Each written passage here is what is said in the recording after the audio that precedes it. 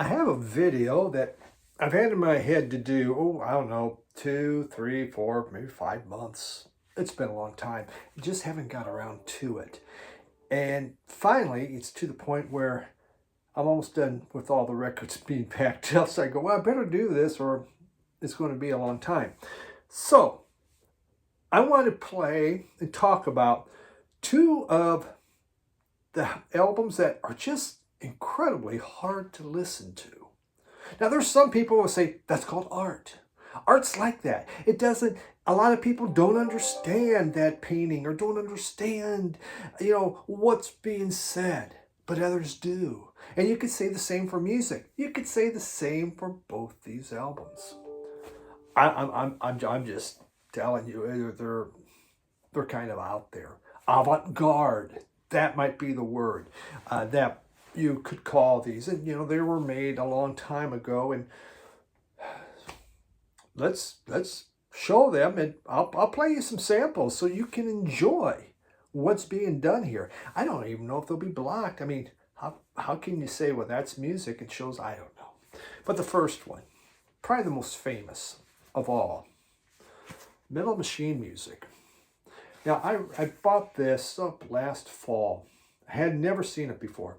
I've always thought about it and thought, well, why would I want that? Because it's considered to be the most unlistenable album ever made.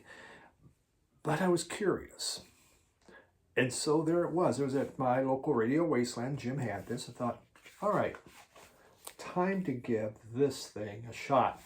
And so Metal Machine Music was the fifth album by Lou Reed, his fifth solo album.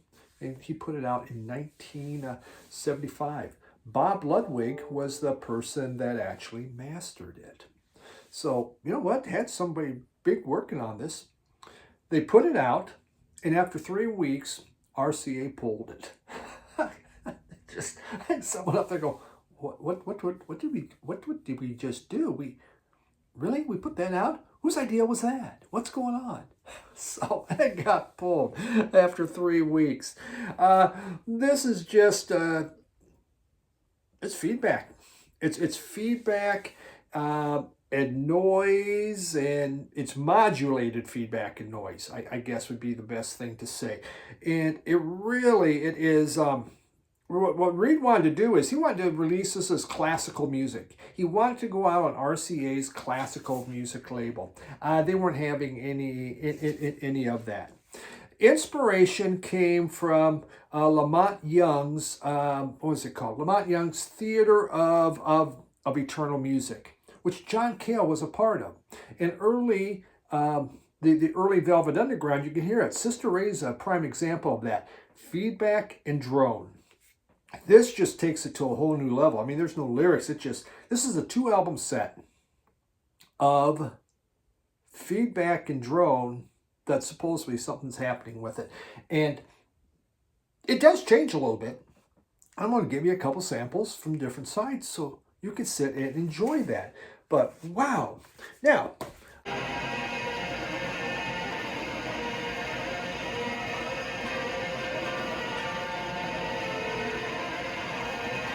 read you because I can't memorize this. What some critics have said about this, okay? And I think that's important. And first was, let's see here. Let's go here. So Rolling Stone said, magazine says, the tubular groaning of a galactic refrigerator and a displeasing to experience as a night in a bus terminal. I thought that was nice. Rolling Stone Guide, another one said, the 2-disc set consists of nothing more than ear-wrecking electronic sludge guaranteed to clear any room of humans in record time. That's exciting. How about this one? And the magazine Punk, they said, presaging the advent of both punk and the discordance of the New York no-wave scene. No, that don't mean much to me. Okay. They call this the ultimate conceptual punk album and the progenitor of the New York punk rock. So this is how New York punk rock got going. Though it was in 75. It was already kind of going. Okay. Village Voice, he said, certainly raised the consciousness in both the journalistic and business communities and was not totally unlistenable, though he admitted for white noise he would rather listen to Sister Ray. A lot of people can't do that. I actually don't mind Sister Ray. This person gave the album a wolf rating, signifying dog food, and said the spin cycle of a washing machine has more melodic variation than the electronic drone that was Metal Machine music. Ouch. Q Magazine, 10 Terrible Records by Great Artists, is ranked at number 4. Congratulations on that. Trouser Press Guide said 4 sides of unlistenable oscillator noise, parenthetically calling that assessment a description, not a value of judgment. Okay, let's just face it. It didn't go well. As classical music, it adds nothing to the genre that may well be depleted. Okay, so critics hated it, couldn't stand it. To this day, it's still, some have said, okay, maybe it wasn't as bad. But I'm going to play you some samples. I'm going to play you some music from side 1, some music from side 2, and that way you can determine, what you like about that, okay? You just may say, this is the greatest thing I've ever heard. Let's take a listen.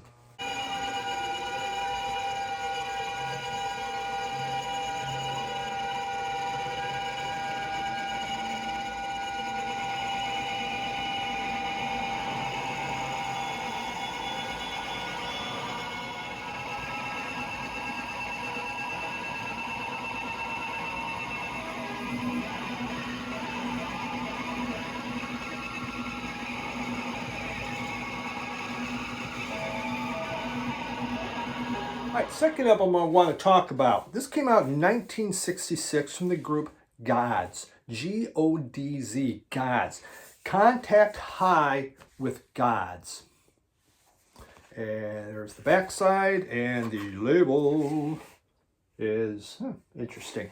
Okay, Contact High with the Godz. And one person said, this is a unholy mess of a record. Again, I've got this at Radio Wasteland. Jim Cleason put it on and go, God, that's awful. I'll buy it. When you're trying to trim down your collection, you buy something that's so awful. But okay, there's a song on there called White Cat Heat.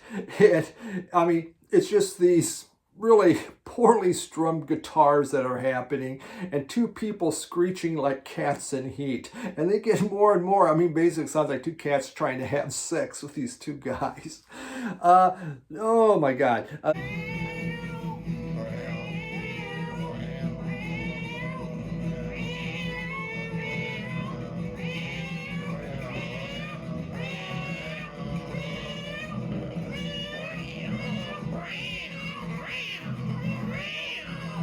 Was a song, lay it in the sun, and all the only lyrics is lay in the sun. That's it. That's all they sing. We have the na na na song, and it's just na na na na na na na. Crazy, just crazy. I don't know.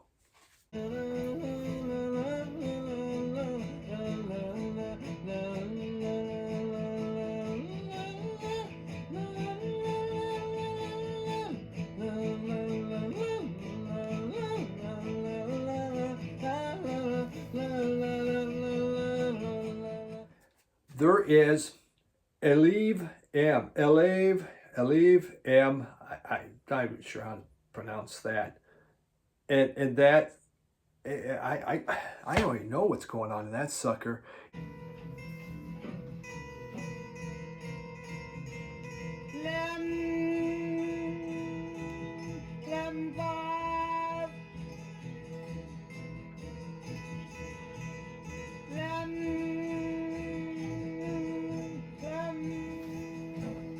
It's so weird.